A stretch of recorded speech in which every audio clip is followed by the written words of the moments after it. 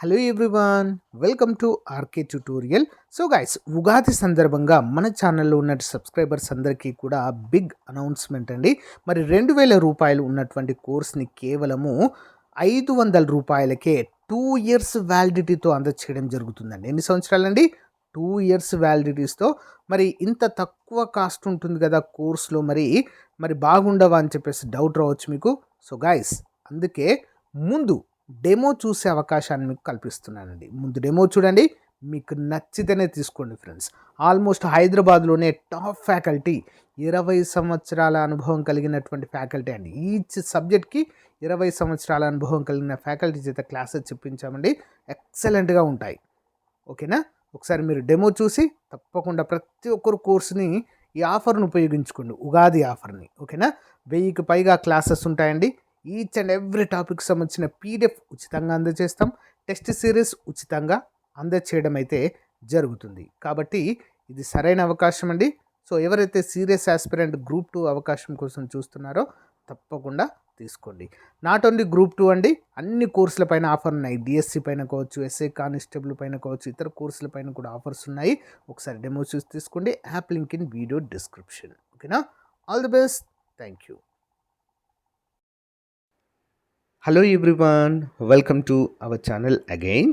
So guys, భారతదేశ society లేదా భారతదేశ సమాజము అనేటువంటి టాపిక్ ఈరోజు మనం డిస్కస్ చేయబోతున్నామండి. భారతదేశ మతాలు. ఓకేనా? సో మరి ఏపీపీఎస్సి గ్రూప్ 2 మరియు హాస్టల్ వెల్ఫేర్ ఆఫీసర్ ఉద్యోగాలకు ఎంత ముఖ్యమైన సబ్జెక్టో మనందరికీ తెలిసిందే. కాబట్టి సో దీనిపైన కాన్సన్ట్రేట్ చేయాల్సిన అవసరం అయితే ఉంది. ఒక ముఖ్యమైన గమనిక అండి, శ్రీరామనవమి ఆఫర్ ఈ రోజుతో ముగుస్తుందండి. వెంటనే ప్రతి ఒక్కరు కోర్స్ తీసుకోండి. ఆఫర్లో ఉన్నప్పుడు మాత్రమే తీసుకోండి ఫ్రెండ్స్. తర్వాత అమౌంట్ పెరిగితే ఇబ్బంది పడతారు. ఓకేనా? గ్రూప్ 2 జస్ట్ 499 ఉంది. హాస్టల్ వెల్ఫేర్ ఆఫీసర్ 799 మాత్రమే ఉంది. గ్రూప్ 2 1500 అవుతుంది. హాస్టల్ వెల్ఫేర్ ఆఫీసర్ మరి 3000 అవుతుంది. కాబట్టి వెంటనే కోర్స్ తీసుకోండి. ఓకేనా? యా, మన టాపిక్ భారతదేశం మతాలు అండి. వివరాలు చూద్దాం. అలౌకిక శక్తులను ఆరాధించడాన్ని ఏ పేరుతో పిలుస్తారు? అలౌకిక శక్తులను ఆరాధించడాన్ని ఆప్షన్ ఏ మతం అనే పేరుతో పిలుస్తాము. నెక్స్ట్, భారతదేశంలో ప్రపంచంలో ఉన్న దాదాపు అన్ని మతాలు ఉన్నందున భారతదేశాన్ని ఏ పేరుతో పిలుస్తారు? ఆప్షన్ సి దేశాల కలయిక అనే పేరుతో పిలుస్తాము. నెక్స్ట్ వన్, ప్రతి మతానికి ఉండవలసిన కొన్ని ముఖ్యమైన లక్షణాలు క్రింది వాటిలో ఏవి? నమ్మకాలు, విశ్వాసము, విధులు. ఆన్సర్ ఆప్షన్ డి అన్నీ సరైనవే. ప్రతి మతానికి ఇవన్నీ కూడా ఉంటాయండి. నమ్మకాలు ఉంటాయి, విశ్వాసాలు ఉంటాయి, విధులు కూడా ఉంటాయి.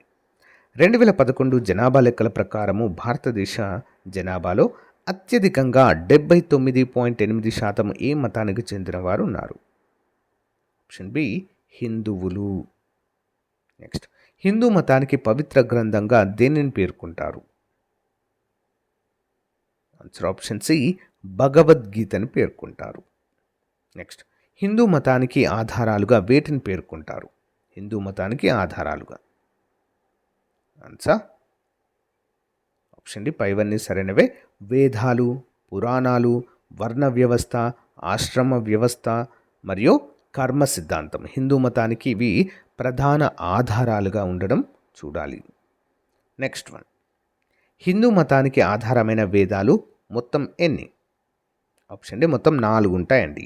ఋగ్వేదము, యజుర్వేదము, సామవేదము, అథర్వణ వేదము. ఈ వేదాలన్నింటిలో అతి పురాతనమైనది ఋగ్వేదము. ఓకే. నెక్స్ట్, 4 వేదాలలో అతి పురాతనమైన వేదం క్రింది వాటిలో ఏది? Option C ఋగ్వేదము. నెక్స్ట్, భారతదేశంలో కుల వ్యవస్థకు ఆధారమైన వర్ణ వ్యవస్థ 4 రకాలు.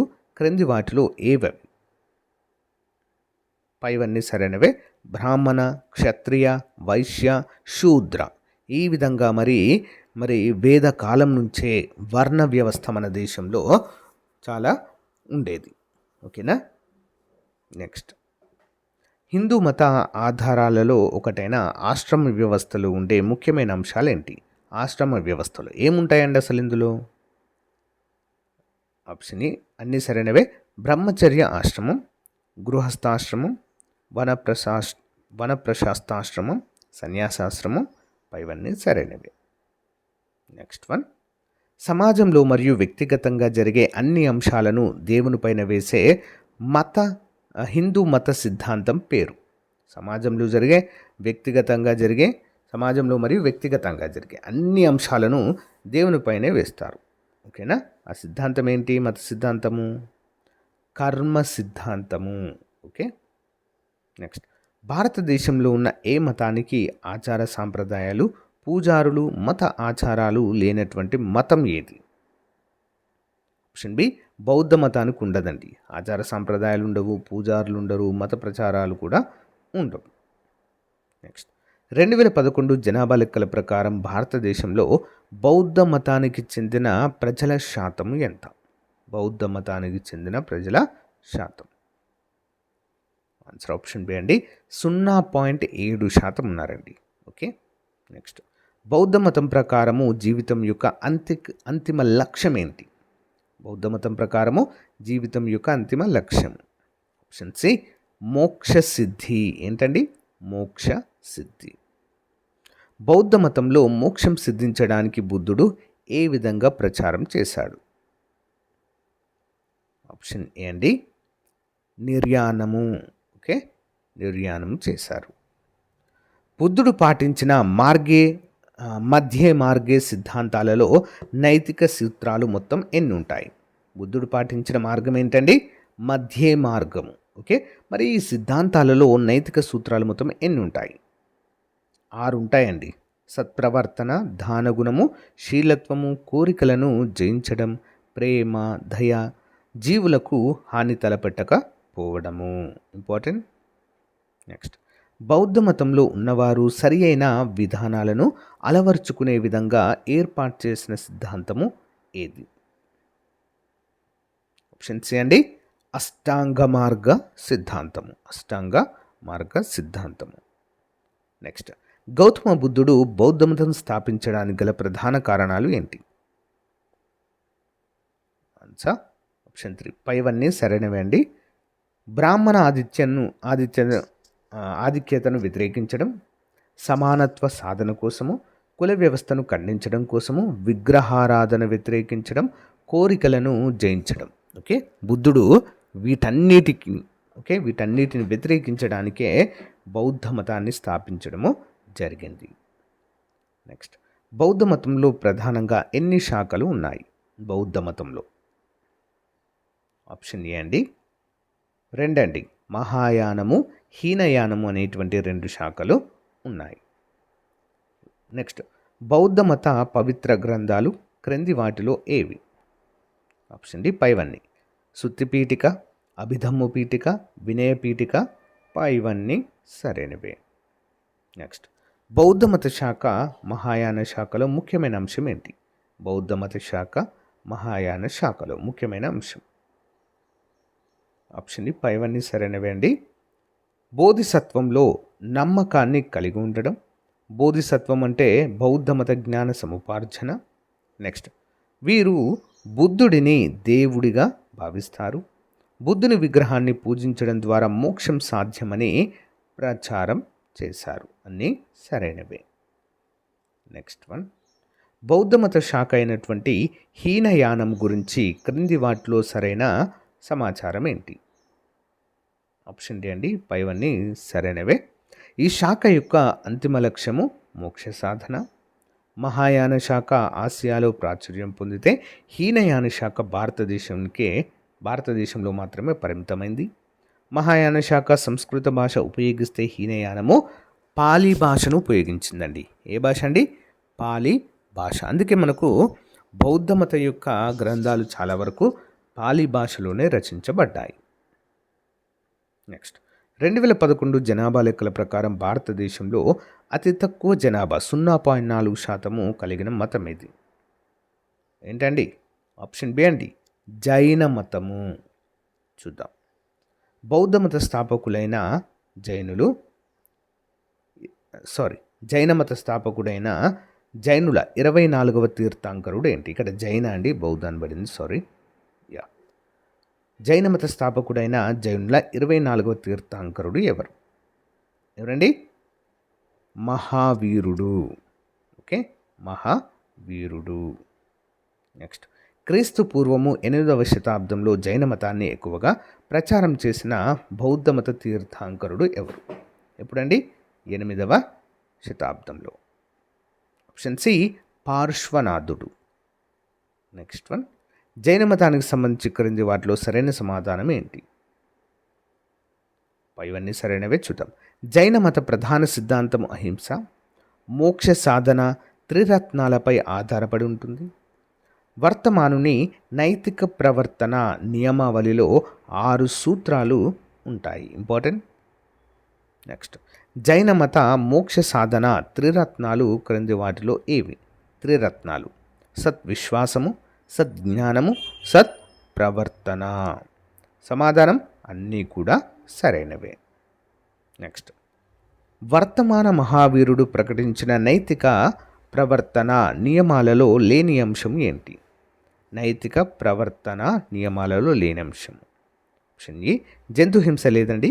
అహింస, బ్రహ్మచర్యము, దొంగతనము చేయరాదు, అపరిగ్రహ, అత్యాశ లేకపోవడం. బట్ ఈ అనేది లేదు, జంతుహింస లేదు. నెక్స్ట్, జైన మత సిద్ధాంతం ప్రకారము ఇది ఎన్ని శాఖలుగా విడిపోయింది? జైన మత సిద్ధాంతం ప్రకారం ఇది ఎన్ని శాఖలుగా విడిపోయింది? ఆప్షన్ డి అండి. సో ఏ మాత్రమే, అంటే శ్వేతాంబర మరియు దిగాంబర అనేటువంటి 2 శాఖలుగా విడిపోయింది. నెక్స్ట్, జైనుల యొక్క పవిత్ర గ్రంథం ఏది? Option A Agama. ఓకే, ఆగమ. ఆగమ సిద్ధాంతమును ఏ భాషలలో రచించడం జరిగింది? ఆగమ సిద్ధాంతమును. సో అర్ధమాగధి, ప్రాకృత మరియు శౌరసేని అనేటువంటి 3 భాషల్లో రచించడం జరిగింది. నెక్స్ట్, జైన మత సాంప్రదాయవాదుల ముఖ్యమైన ఆచారాలు క్రింది వాటిలో ఏవి? జైన మత సాంప్రదాయవాదుల ముఖ్యమైన ఆచారాలు: దిగంబరులు సాంప్రదాయవాదులు, శ్వేతాంబరులు సరళత కలిగిన వారు. దిగంబరుల సాహిత్యము ప్రాకృత మరియు సంస్కృత భాషలో ఉంటుంది. శ్వేతాంబరులు స్థానిక ప్రాంతీయ భాషల్లో సాహిత్యాన్ని ప్రచారం చేశారు. సో ఆన్సర్ పైవన్నీ సరైనవి, ఆప్షన్ ఈ. నెక్స్ట్ వన్, 2011 జనాభా లెక్కల ప్రకారం భారతదేశ జనాభాలో 1.7% జనాభా కలిగిన మతం ఏది? ఆప్షన్ బి సిక్కులండి. ఓకే, సిక్కు మతస్థులు. చూద్దాం. సిక్కు అనే పదము శిష్య అనే ఏ భాషా పదం నుంచి వచ్చింది? Option C సంస్కృతము. సిక్కు మత స్థాపకులు క్రింది వారిలో ఎవరు? ఆప్షన్ ఏ గురునానక్ అండి. ఎవరు? గురునానక్. అమృత్సర్లో స్వర్ణ దేవాలయాన్ని నిర్మించిన 4వ సిక్కుల గురువు పేరేంటి? అమృత్సర్లో స్వర్ణ దేవాలయాన్ని నిర్మించిన 4వ సిక్కుల గురువు పేరేంటి? ఆప్షన్ డి గురు రామ్దాస్. నెక్స్ట్, సిక్కుల పవిత్ర గ్రంథమైన శ్రీ గురు గ్రంథ గురుముఖి లిపిలో ఉంటుంది. మరి గురు గ్రంథ సాహెబ్ ఎవరు సంకలనం చేశారు? ఆప్షన్ సి గురు అర్జున్ దేవ్. నెక్స్ట్, సిక్కు మతంలో ఖాల్సా అనే సైనిక వ్యవస్థను ఏర్పాటు చేసిన సిక్కు మత గురువు ఎవరు? సిక్కు మతంలో ఖాల్సా అనేటువంటి సైనిక వ్యవస్థను ఏర్పాటు చేసిన సిక్కు మత గురువు. ఆప్షన్ బి అండి, గురు గోవింద్ సింగ్. నెక్స్ట్, సిక్కు మతంలో వారు తప్పక పాటించాల్సిన అంశాలు క్రింది వాటిలో ఏవి? సిక్కు మతంలో 1 ఆప్షన్ ఏ కేశాలను కత్తిరించకూడదు. కంగ తలను దువ్వెనతో శుభ్రంగా ఉంచుకోవాలి. కచ్చ లంగోటి ధరించడం. కడే చేతికి కడియం ధరించాలి. కీర్పాన్ స్వీయ రక్షణ కోసం చిన్న కత్తిని ధరించడం. ఇవన్నీ కూడా వారి యొక్క మతంలో తప్పక పాటించాల్సిన అంశాలు. అన్నీ కూడా సరైనవే. నెక్స్ట్ వన్, సిక్కు మతంలో ప్రధానంగా అవలంబించే ఆచారాలు ఏంటి? ఆప్షన్ ఏ అన్నీ సరైనవే. విగ్రహారాధన చేయకూడదు. విగ్రహం ప్లేస్లో ఆది గ్రంథను పూజిస్తారు. ఏకదేవతారాధన ఇందులో ఉంటుంది. భౌతిక ప్రపంచము భగవంతుని ఆజ్ఞపై ఆధారపడుతుందని దీనిని హుక్కుం అంటారని వీరు నమ్ముతారు. ఇంపార్టెంట్. నెక్స్ట్ వన్, 2011 జనాభా లెక్కల ప్రకారం భారతదేశ జనాభాలో ఇస్లాం మత జనాభా శాతం ఎంత? Islam. Option A 14.2%. Next one, Islam మతం గురించి క్రింది వాటిలో సరైన సమాధానం ఏంటి? సో ఆప్షన్ 3 అన్నీ సరైనవే. 1 by 1 చూద్దాం. క్రీస్తు శకము 7వ శతాబ్దంలో ఆదిమ అరాబ్ సమాజం నుండి ఇస్లాం మతం ఆవిర్భవించింది. ఇస్లాం మత స్థాపకుడు మహమ్మద్ ప్రవక్త. ఇస్లాం మతం యొక్క పవిత్ర గ్రంథము ఖురాన్. మహమ్మద్ ప్రవక్త వారసుడిగా అబూబాకర్ నియమితులయ్యారు. ఇంపార్టెంట్. నెక్స్ట్ వన్, ఇస్లాం మతానికి ప్రధాన ఆధారాలు క్రింది వాటిలో ఏవి? సో ఇక్కడ కూడా ఏబిసిడి అన్నీ సరైనవే. చూద్దాం. ఏకో భగవాన్ అనగా దేవుడు ఒకడే సృష్టికర్తగా వీరు భావిస్తారు. అల్లా సర్వాధికారి. సర్వమానవ సమానత్వం అనేది వీరి యొక్క ప్రధాన ఉద్దేశము. మహమ్మద్ ప్రవక్త ముస్లింలు అమీన్ అని పిలుస్తారు. మహమ్మద్ ప్రవక్తను ఏమంటారని ముస్లింలు? అమీన్. మరి ముస్లింలు రోజుకు 5 సార్లు నమాజ్ చేస్తారు. సో ఇదేంటి? అన్నీ కూడా సరైనవే. నెక్స్ట్ వన్, మహమ్మద్ ప్రవక్త వారసుడిని ఏ పేరుతో పిలుస్తారు? ఆప్షన్ ఏ అమీన్ అంటారండి. ఏమంటారు? అమీన్. నెక్స్ట్, ఇస్లాం మతం లేని ప్రధాన శాఖలు ఎన్ని? ఇస్లాం మతంలో ప్రధాన శాఖలు ఎన్నండి? 2. సున్నీలు మరియు షియాలని ఇద్దరు ఉంటారు. ఓకేనా? నెక్స్ట్ వన్, 2011 జనాభా లెక్కల ప్రకారం భారతదేశంలో క్రైస్తవ జనాభా ఎంత శాతం ఉంది? ఆప్షన్ ఏ అండి 2.29%. నెక్స్ట్, క్రింది వాటిలో సరైన సమాధానం ఏంటి? అన్నీ సరైనవి. చూద్దాం. క్రైస్తవ మత స్థాపకులు యేసుక్రీస్తు.